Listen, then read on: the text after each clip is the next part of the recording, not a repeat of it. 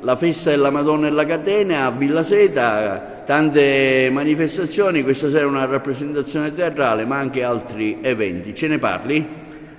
L'occasione della festa della Madonna della Catena principalmente consente a questo quartiere, compreso anche Monserrato, perché è inserito ormai nel circuito pastorale di Villa Seta, di vivere un momento di fede ma anche un momento di comunità e di momenti di festa esterna. Questa sera il gruppo teatrale ci offriranno un musical dove ci faranno riflettere su una tematica che è quella dell'accoglienza e quindi ci offriranno la possibilità di riflettere su alcune tematiche abbastanza sensibili per questo tempo.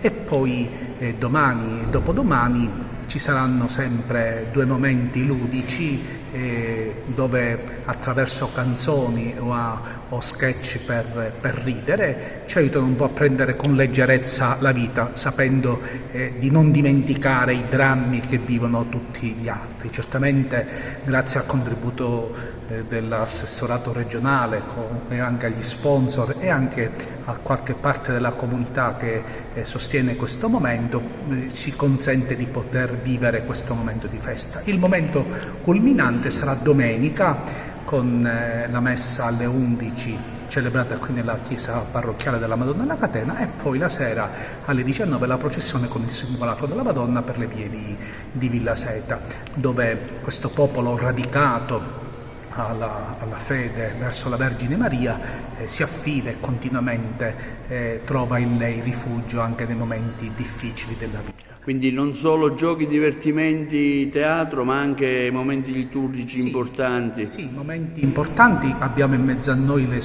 sorelle di francescane del Vangelo che in questi 3 giorni ci aiuteranno nella riflessione e nello stesso tempo faranno il giro delle famiglie delle nostre 3 comunità per portare una parola di speranza, per portare una parola di sollievo e anche, perché no, annunciare che la vita non è fatta solamente di dolore ma anche fatta di gioia ed è fatta anche di cose belle che il Signore ogni giorno ci concede. Assessore, la festa della Madonna della Catena è una festa importante per il quartiere di Villa Seta, un momento di allegria ma anche di preghiera liturgica. Sì, è una festa che da sempre praticamente che mi lega a questo quartiere, il quartiere di Villa Seta, dove sono cresciuto praticamente, dove vivo tuttora, e che è una festa che riunisce la comunità di Villa Seta, ma non solo, perché la festa è da sempre molto partecipata anche dagli agrigentini e da persone che vengono da fuori. Chiaramente dopo il Covid, soprattutto negli ultimi anni, è andata un po' così a scemare. Chiaramente le feste popolari sono importanti per la tradizione locale, per il tramandare le nostre origini, ecco, quelle che sono le nostre tradizioni che ci hanno trasmesso i nostri nonni, i nostri bisnonni, i nostri genitori, ed è importante portare i ragazzi anche alla conoscenza. Quindi oltre al programma liturgico, quest'anno grazie all'aiuto di sponsor, ma grazie anche ad un contributo dell'assessorato regionale al turismo, un piccolo contributo dell'assessorato regionale, è stato possibile fare qualcosa in più, quindi spettacoli collaterali nel fine settimana, e come cittadino, ma non come assessore più che altro, ho dato il mio solito contributo a questa manifestazione. Il Comune ha patrocinato e riconosce gratuitamente la manifestazione, quindi augurare una buona festa della Madonna della Catena a tutti e sperare che le serate siano belle e che sia un ricordo buono per il futuro e per prossime manifestazioni ancora più grandi in futuro. Pippo Adamo, questa sera con la sua compagnia teatrale avete modo di esibirvi qui alla Villa Seta in occasione della festa della Madonna della Catena con una commedia molto allegra e molto bella. Ce ne parli?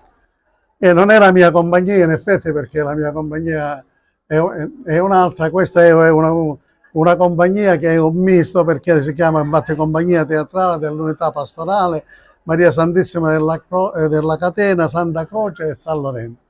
I ragazzi si sono voluti, abbiamo un gruppo di giovani che si sono voluti cimentare in questo musical che abbiamo titolato C'è un posto anche per te, è stata una libera riduzione e adattamento di Maria Teresa Bandini, è chiaramente un musical molto conosciuto, divertente e bello da vedere.